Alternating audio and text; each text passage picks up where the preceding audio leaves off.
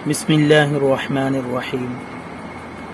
درس حدیث الحمدللہ جاری ہے اور باب السلام، کتاب السلام اس کا بیان ہے۔ پہلے بھی احادیث بیان ہو چکی ہیں اور مزید بھی ہوں گی۔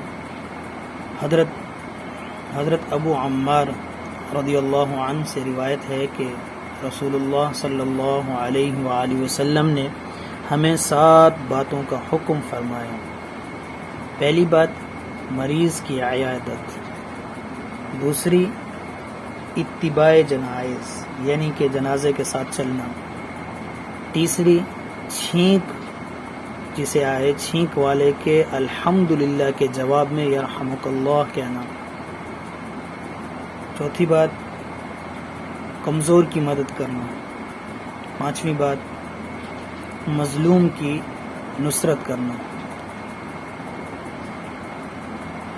چھٹی بات سلام کو عام کرنا، اور ساتویں بات قسم کھانے والے کی قسم کو پورا کرنا۔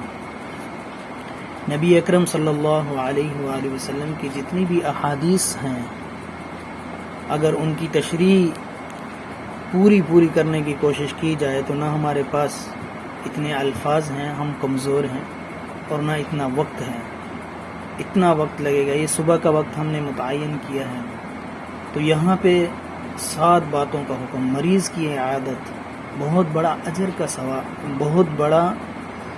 بہت بڑی عبادت ہے اور اجر ملتا ہے اس میں۔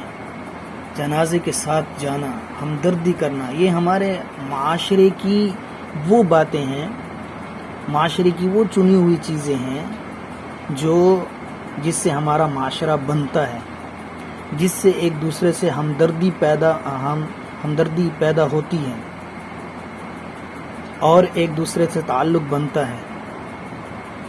تو اسی لیے مریض کی عیادت کرنا، نبی اکرم صلی اللہ علیہ وسلم نے 7 باتوں کا حکم فرمایا، یعنی ان امور کو انجام دینا مستحب قرار دیا ہے کہ ہر مسلمان مریض کی عیادت کرے، جنازے کے ساتھ چلے، جس کسی کو چھینک آئے اسے یرحمک اللہ کہے، یعنی کہ کسی نے اگر کسی کو چھینک آئی ہے اس نے الحمدللہ کہا ہے تو اس کے جواب میں یرحمک اللہ کہے۔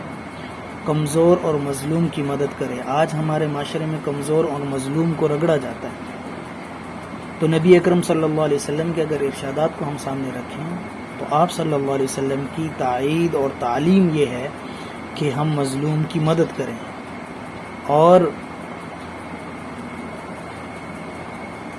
اس کی نصرت کریں، سلام کو عام کریں۔ اصل حدیث کا موضوع اس لیے ہے کہ یہ سلام کو عام کریں، سلام کو عام کریں۔ جتنی بھی احادیث پیچھے بھی آئی ہیں، آگے بھی آئیں گے انشاءاللہ، تو سب میں یہی ہے کہ ہم سلام کو عام کریں، اور کوئی قسم کھا لے، حلف اٹھا لے تو ہم کوشش کریں اس کی مدد کریں اور اس کے ساتھ ہو جائیں تاکہ اس کی یہ قسم پوری ہو پڑے۔